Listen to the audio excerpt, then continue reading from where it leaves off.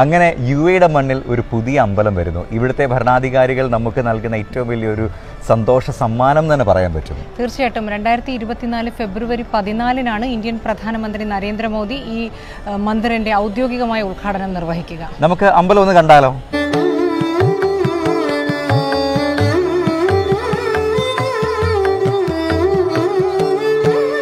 Middle ഈസ്റ്റിലെ ഏറ്റവും വലിയ ഹിന്ദു ക്ഷേത്രം 27 ഏക്കറിലാണ് BAPS ഹിന്ദു മന്ദിർ അബുദാബിയിൽ സ്ഥിതി ചെയ്യുന്നത്. രാജസ്ഥാനിൽ നിന്നുള്ള പിങ്ക് നിറത്തിലുള്ള കല്ലുകളും ഇറ്റാലിയൻ മാർബിൾസും കൊണ്ടാണ് ക്ഷേത്രം നിർമ്മിച്ചിരിക്കുന്നത്. രാജസ്ഥാനിൽ നിന്നുള്ള 2000-ഓളം ശില്പികൾ കൈകൊണ്ട് കൊത്തിയെടുത്ത ശിലകളാൽ നിർമ്മിച്ചതാണ് ഈ ക്ഷേത്രം. രാമായണവും മഹാഭാരതവും ഗീതയും ഉൾപ്പെടെയുള്ള വേദഗ്രന്ഥങ്ങളിൽ പരാമർശിച്ചിട്ടുള്ള പല സന്ദർഭങ്ങളും UAEയുടെയും ഇന്ത്യയുടെയും സാംസ്കാരിക ചരിത്രവും ഈ ശില്പങ്ങളിൽ കാണാൻ സാധിക്കും. ശബരിമലയിലെ 18-ാം പടിയും അയ്യപ്പ ചരിത്രവുമൊക്കെ ഇവിടെ കൊത്തുപണികളാൽ തീർത്തിട്ടുണ്ട്.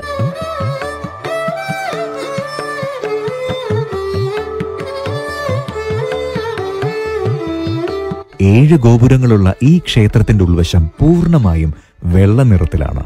7 പ്രതിഷ്ഠകളാണ് ക്ഷേത്രത്തിലുണ്ടാവുക.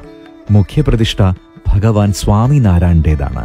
കൂടാതെ രാമപരിവാർ, കൃഷ്ണപരിവാർ, പുരി ജഗന്നാഥ്, സ്വാമി അയ്യപ്പൻ, ശിവപരിവാർ, തിരുപ്പതി ബാലാജി എന്നിവയാണ് മറ്റ് പ്രതിഷ്ഠകൾ.